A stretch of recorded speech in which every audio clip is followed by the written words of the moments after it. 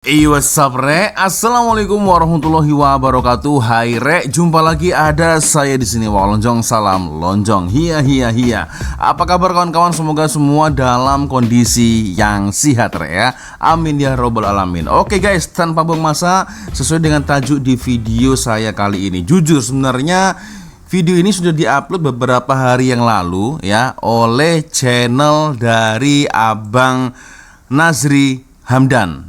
Nah, jujur beberapa bulan lalu saya pernah tengok ya video-video beliau yang mengulas tentang pasal politik dari Indonesia, guys. Tapi ini channel milik orang Malaysia, guys ya. Dan tajuknya ini cukup buat saya terkejut, guys. Skandal paling memalukan akademik Indonesia. Aduh, apa ini, guys? Dan setelah saya buka ya videonya, saya cari-cari, terjumpalah beberapa video dari akun TikTok, guys. Nah, ternyata Indonesia pun juga sudah menayangkan, mengupload berita yang sama, guys. Ya, ini dia viral skandal dugaan pemalsuan riset oleh warga Indonesia di konferensi internasional.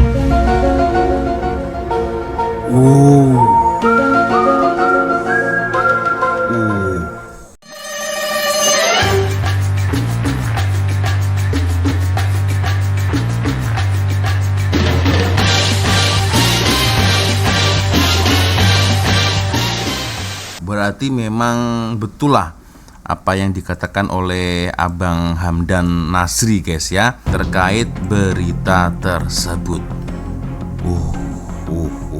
Gimana, geng? Kita coba review seperti apa motifnya. Kita akan coba tonton bersama-sama, guys, seperti apa videonya dan bagaimana ulasan dari Abang Nazri Hamdan, guys ya. Oke guys, ya seperti biasanya sebelum kita mulai video ini hanya sekedar mengingatkan untuk kawan-kawan yang mungkin belum sholat, jangan lupa sholat dulu dan tekan link Shopee yang ada di bawah video ini. Siapa tahu mungkin kalian berminat untuk ya shopping, boleh kalian check out sekarang juga.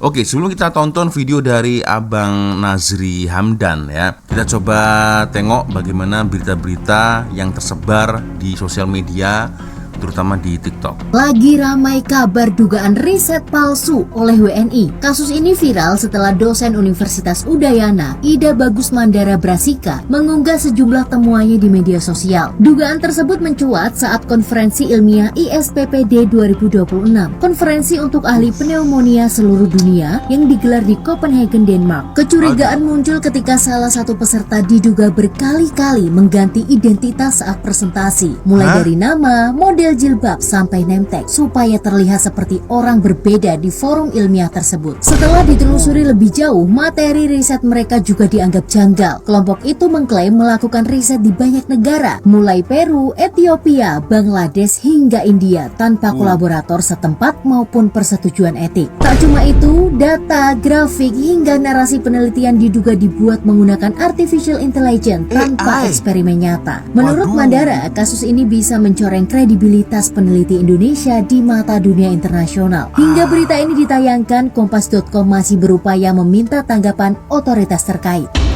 Alamak. Oke, dugaan hasil riset palsu oleh warga negara Indonesia di konferensi internasional Society di Copenhagen, Denmark. Dan materi riset kelompok itu diduga menggunakan AI.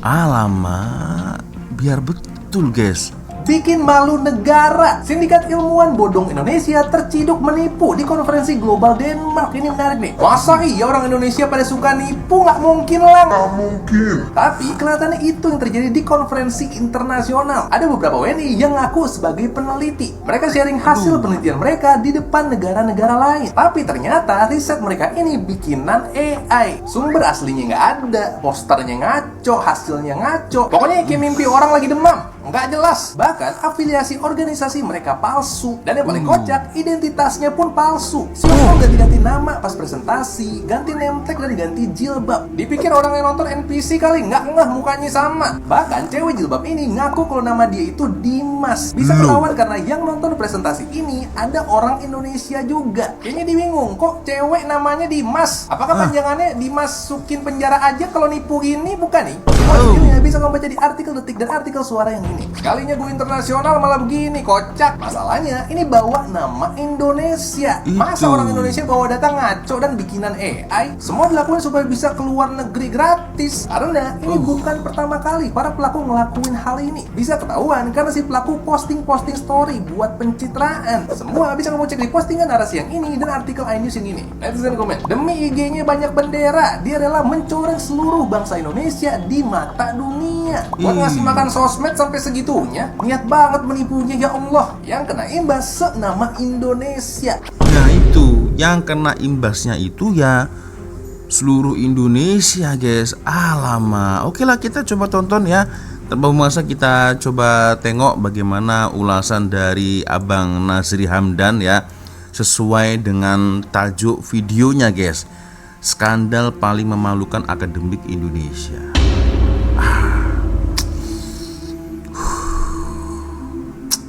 Ya oke, kita coba tengok guys. Ada satu skandal yang paling memalukan akademik Indonesia dan perkara ni ataupun penipuan ni telah pun terbongkar dekat Denmark. Jom kita cerita dalam video ni guys. Kalau saya cakap ada seorang peserta persidangan antarabangsa dekat Denmark yang dalam masa lebih kurang 10 minit sahaja dia bertukar identiti daripada seorang wanita yang bernama Riana tiba-tiba jadi lelaki yang bernama Dimas. Lepas tu esoknya muncul pula dengan nama Prihantini. Orang mungkin ingat ini adalah satu cerita filem. Akan tetapi inilah sebenarnya yang telah pun benar-benar berlaku dekat sebuah persidangan saintifik antarabangsa dekat Copenhagen, Denmark. Dan kes ini sekarang ni bukan setakat viral saja dekat Indonesia, malah sedang disiasat oleh kerajaan Indonesia sendiri sebab dia telah melibatkan dakwaan penyamaran identiti, salah guna nama penyelidik lain dan kemungkinan pemalsuan data penyelidikan dan juga penggunaan AI untuk menghasilkan satu kajian yang berbentuk penuh dengan kepalsuan. Dia ketawanya, aduh, gelaknya lain macam nih abang ini guys. Oke, kita coba tengok di bagian yang ini guys ya. Jadi sudah ada beritanya ya. Aduh, penyelidik Indonesia didakwa tipu identiti guna AI hasilkan kajian palsu. Aduh, ini gile sih guys. Penyelidik, peneliti, bawa-bawa nama Indonesia nih guys. Sampai-sampai aduh, ini viral dekat Malaysia juga guys. Tidak hanya di Indonesia ya, seluruh dunia nih. Aduh, dan ketawa dari Bang Nazri Hamdan ini lain macam nih guys. Aduh, oke. Apa yang lebih mengejutkan lagi guys, semua ni terbongkar bukan sebab polis, bukan sebab penganjur, tapi sebab seorang penyelidik Indonesia yang kebetulan berada dekat dalam dewan persidangan tu. Okey, apa sebenarnya yang telah berlaku ni guys? Okey, ni penting segalanya dikatakan bermulalah masa persidangan antarabangsa ISPPD 14. ISPPD 14 ni apa? Dia adalah singkatan kepada 40th Meeting of the International Society for Pneumonia and Pneumococcal Diseases, iaitu satu persidangan saintifik antarabangsa yang berlangsung dekat Copenhagen, Denmark pada 17 sampai 21 Mei 2026. Dan persidangan ni adalah antara persidangan besar dekat dunia, bukan main-main. Dia adalah dalam bidang radang paru-paru, penyakit pneumococcal dan himpunan saintis, doktor dan juga penyelidik daripada pelbagai negara lah. Dan dalam satu pembentangan tu adalah seorang wanita memperkenalkan diri dia sebagai Riana Dwi Kurniawati dan kemudian apa dia buat? Dia bentangkanlah satu kajian tentang hubungan cuaca panas melampau dengan risiko pneumonia di kalangan Kalangan mana? Kalangan warga emas. Okey. Dan setakat tu masa benda tu berlaku semuanya nampak normal lah. Akan tetapi kemudian wanita yang sama, yang sama ni muncul semula dekat bilik persidangan lain. Dan kali ni pula dia perkenalkan diri dia sebagai Dimas Fajar Prasetyo. Masalahnya Dimas ni nama lelaki. Itu.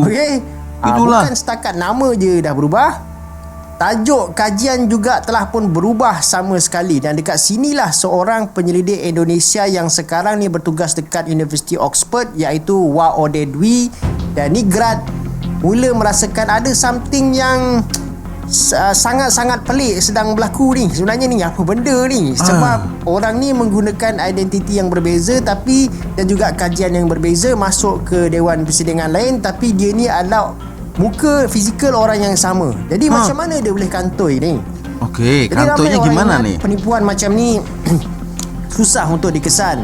Tapi pada hakikatnya dalam dunia akademik ni, identiti penyelidik sebenarnya sangat mudah untuk kena semak lah. Dan setiap pembentang ni dia ada nama pada tag tag persidangan, nama pada buku program, nama pada abstrak penyelidikan dan juga nama penulis dalam jurnal.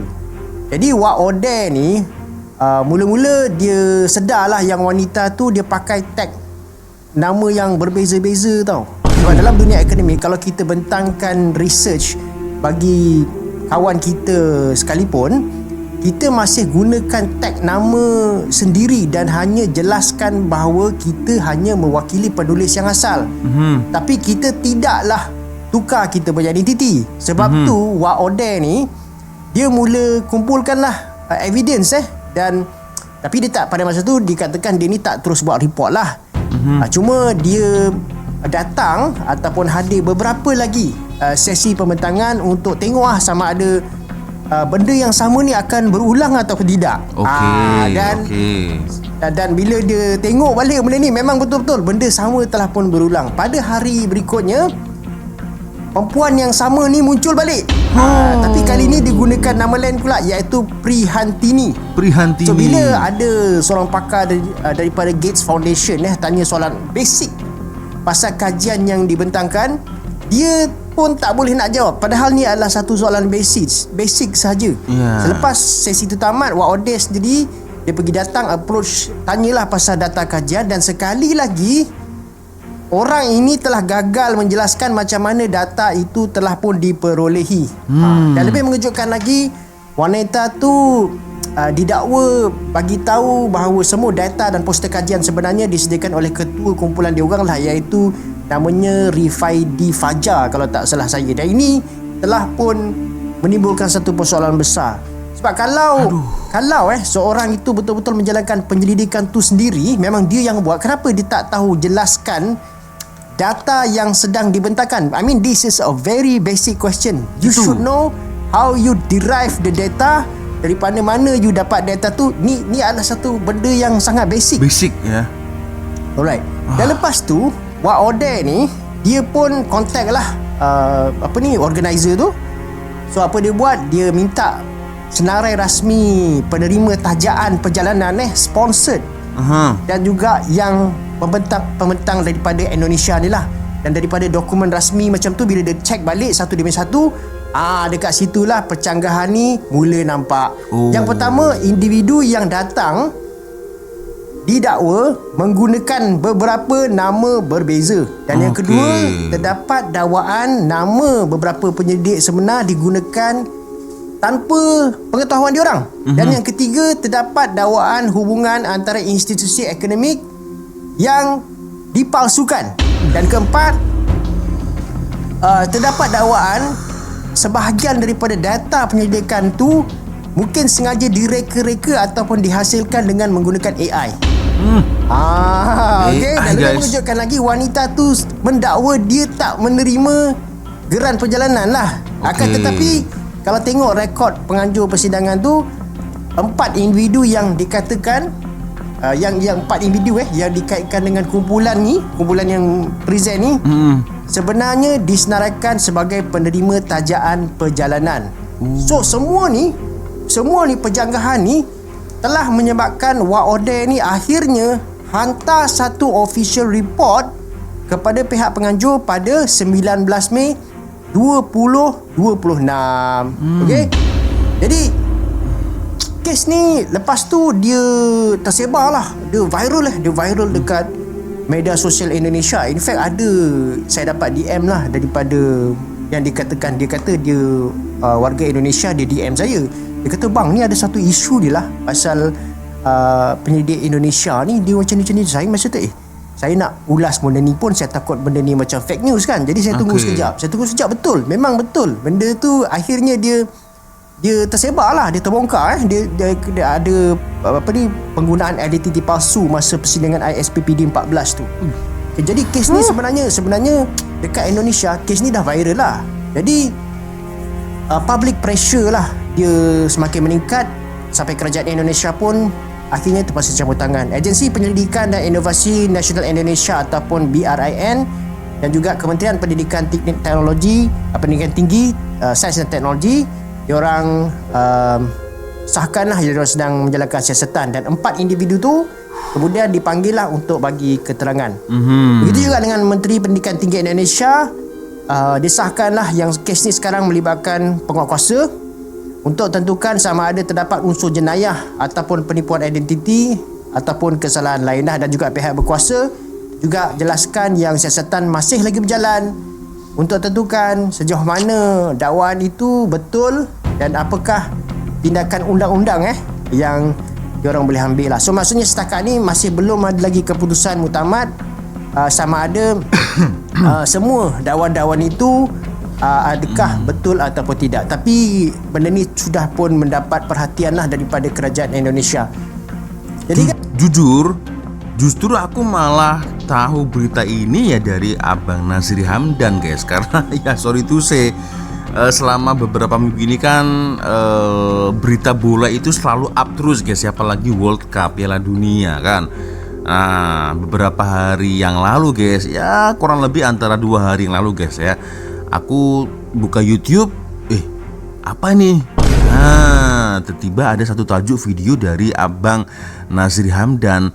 Ini skandal paling memalukan akademik Indonesia. Wah, ada apa ya kan? Setelah saya cari-cari di TikTok, ya tadi itu jawabannya ternyata memang ada. Dan berita ini guys ya, kalau menurut yang saya lihat dari TikTok guys ya, sebenarnya bukan di bulan Juli guys ya. Jadi ternyata berita ini tular pada saat di bulan Mei. Nah sementara Abang Nazri Hamdan ini kan mengulasnya pada bulan Juli, ya bulan ini. Nah setelah saya tengok guys di sosial media, dekat TikTok terutama, berita ini tular viral ya sejak bulan 5 guys.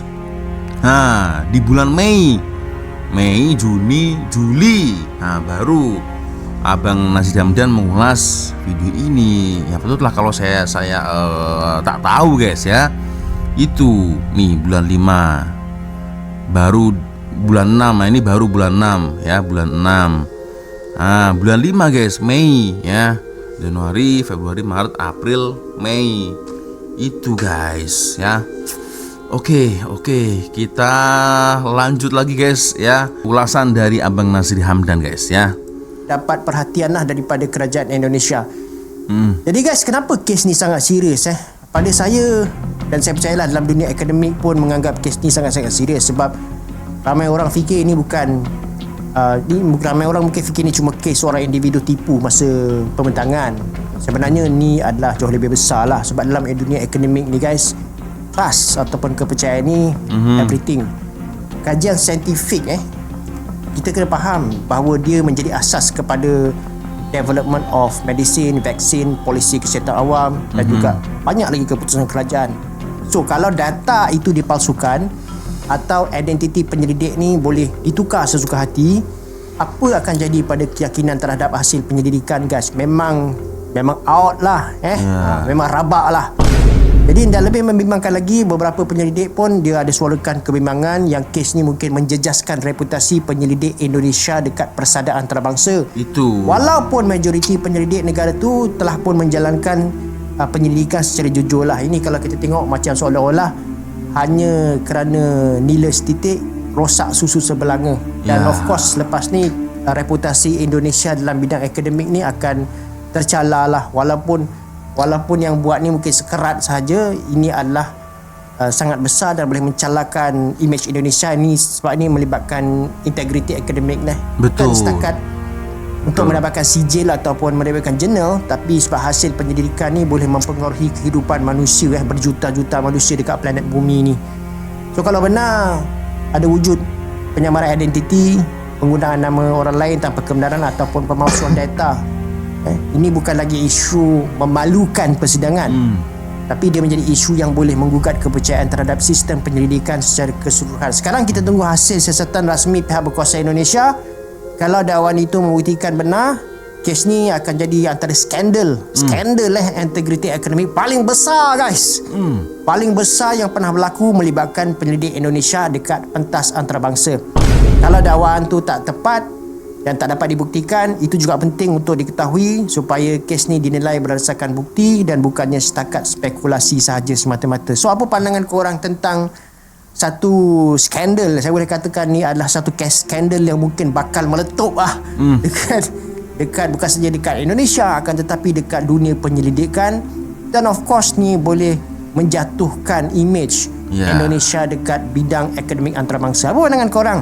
Kongsi pandangan korang dekat ruangan komen dekat bawah, guys. Ya, kalau menurut dari sudut pandang saya, guys, ya yang pasti ini sangat-sangat memalukan sih, guys ya. Penyelidik Indonesia didakwa tipu identiti guna AI pula untuk hasilkan kajian palsu. Astagfirullahaladzim, guys ya. Gak gitu, guys. Masalahnya berita ini itu sudah mulai tular itu sejak bulan 5 tahun 2026. Sekarang bulan berapa? Bulan 7, guys. Jun, Julai. Case ini kantoy ya sejak bulan 5 Mei. Dan akhirnya, guys ya, community antar bangsa mempertanyakan hal ini karena ini menyangkut accountability dan integriti pendidikan negara Indonesia, guys. Ya astagfirullah. Baru tahu aku, guys. Aduh.